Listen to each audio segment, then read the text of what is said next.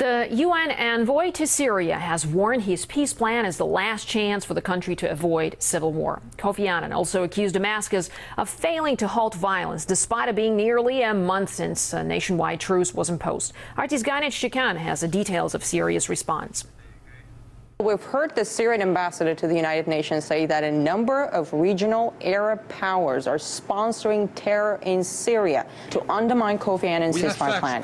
He said the Syrian government remains committed to the plan, but it faces a surge of terrorist attacks, including suicide bombings. The ambassador showed a DVD and said it has the confessions of dozens of individuals involved in terrorist activities upon the order of certain Gulf countries. Here's what he said.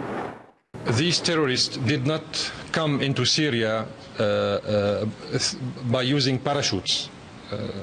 They came into Syria through the Syrian borders with the neighboring countries. So it's not a secret anymore who is behind these groups. The sheikh who are giving orders and fatwa to these terrorists live in Qatar, Saudi Arabia, and in the area. They are not outside. He also accused Turkey of harboring armed groups which are infiltrating Syria, committing crimes, and returning back to Turkey. The Syrian ambassador said what also undermines Kofi Annan's plan is the inflow of arms into Syria. Now, both the Syrian ambassador to the UN and even the U.S. ambassador to the UN noted that there has been a decrease of violence in Syria. But the international envoy, Kofi Annan, said there's still a profound concern that Syria is descending into full-on civil war. Up to 100 international observers are already working there. The envoy said the number will reach 300 by the end of the month. So there's going to be more eyes on the ground as of now. He said, and I'm going to quote here, there have been worrying episodes of violence by the government, but we have also seen attacks against government forces, troops, and installations. It's very interesting how the U.S. ambassador, Susan Rice, responded to the claims made by the Syrian ambassador. She brushed off the question about terrorists, and then she went on talking about those who took up arms to fight for their rights.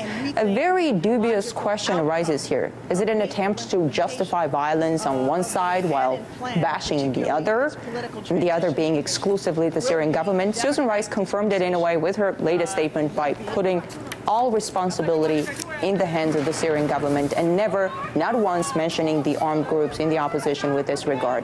And that despite the fact that the U.S. has accepted Kofi Annan's plan, which addresses all sides of the conflict, not just the Syrian government.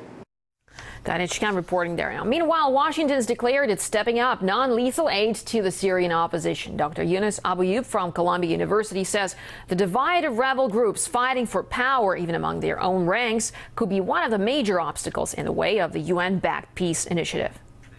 The best would be to follow the Kofi Annan's plan to the end. Give it a chance. This is the best plan we can have. We have seen what military intervention and armed rebellion does to states. A lot of Syrians understand that what they started as a genuine popular revolt has evolved in something that they don't control anymore. And even the opposition is divided. Different groups are fighting different wars. They have different leaders. We don't have one single command. So if Bashar al-Assad says to its troops, stop, they can stop, because there is a state system there. But who is going to say to these rebel groups to stop? If one group stops, maybe two others won't stop. Some groups are even fighting between themselves for control or because they belong to different factions. So it's unfair to say that it's only a violence committed by the government. There are violence from both sides.